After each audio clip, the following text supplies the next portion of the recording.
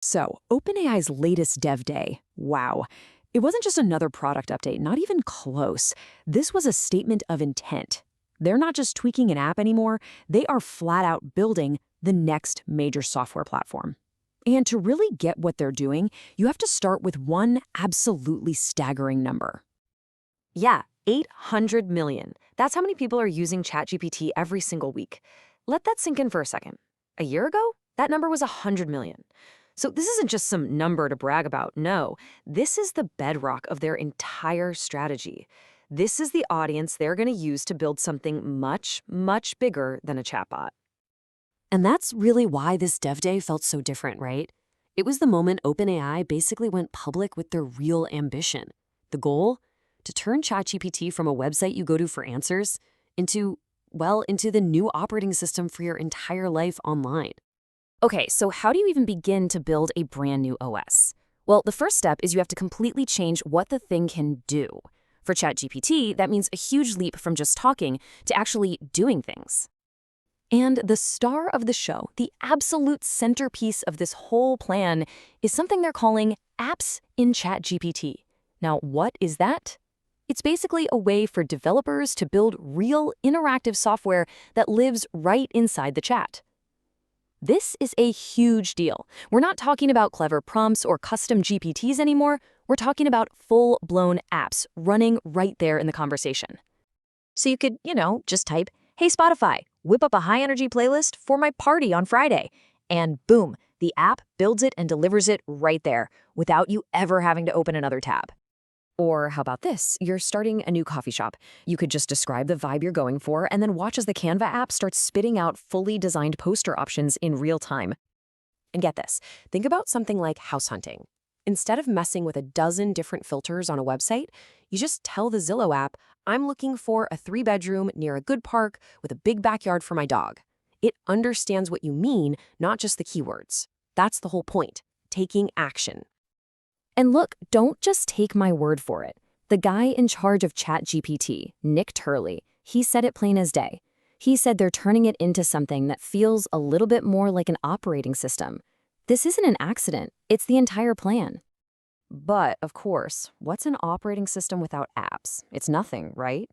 So that brings us to the second major part of their strategy, arming the builders. And they have 4 million of them. Okay, so up until now, if you wanted to build one of these AI agents that can actually go and do tasks for you, it was a nightmare, seriously. A total mess of different tools, tons of custom code, and endless tweaking. OpenAI is basically saying, forget all that. They've launched AgentKit, which is this all-in-one suite with a visual drag-and-drop builder. The goal is to make building these powerful agents way, way easier for pretty much any developer out there. And it's not just about building agents. For the developers writing the code, OpenAI just gave them a superpower. They've absolutely supercharged Codex, their AI that writes code. It's now running on a special version of GPT-5, and they're weaving it into every single part of the development workflow. And the results? I mean, it's pretty wild. OpenAI's own engineers are getting 70% more work done every week. They literally said almost all new code at the company is written with help from Codex. Now think about that. This creates this incredible stickiness. Once your whole engineering team is wired into this system, how do you ever leave? You don't. All right, so you've got a new OS, you've got millions of developers ready to build for it. But all of that runs on one thing: compute. Just an insane amount of computational power. And this is where OpenAI is playing chess while everyone else is playing checkers. First off, they've rolled out a whole new lineup of specialized models. And this is really smart. It's not a one-size-fits-all game anymore. They've got the big gun GPT-5 Pro for the really tough enterprise stuff. Then they've got this super cheap, super fast model for real-time voice, which is going to make voice bots everywhere. And they finally unleashed Sora 2, the video model, as an API for all the creative folks. They're basically building a custom tool for every possible job to own the entire market. And how are they going to power all of this? This is the big one. They announced a massive multi-billion-dollar partnership with AMD. And let's be clear, this is way more than just a big shopping trip for GPUs. This is about locking down the most important resource in AI for the foreseeable future: compute. The numbers here are just mind-boggling. We're talking about deploying 6 gigawatts of GPU power. That's enough energy to power several cities. But here's the killer move. The deal gives OpenAI a warrant, which is basically the right to buy up to 10% of AMD's stock. So they're not just a customer anymore, they're a strategic partner. They're going to be co-designing the next generation of AI chips to be perfectly tuned for their future models. It's genius. Okay, so let's zoom out for a second. What does this all mean when you put it together? You've got the massive user base, the new operating system, the supercharged developer tools, and a locked-in supply of compute. Suddenly, the endgame becomes crystal clear. And here's where it gets a little brutal. By building these powerful tools like AgentKit right into their platform, OpenAI is effectively declaring war on a whole bunch of startups that were built on top of OpenAI's own tech. If you're a company whose main product was just a nice interface for the OpenAI API, you might be in for a rough time.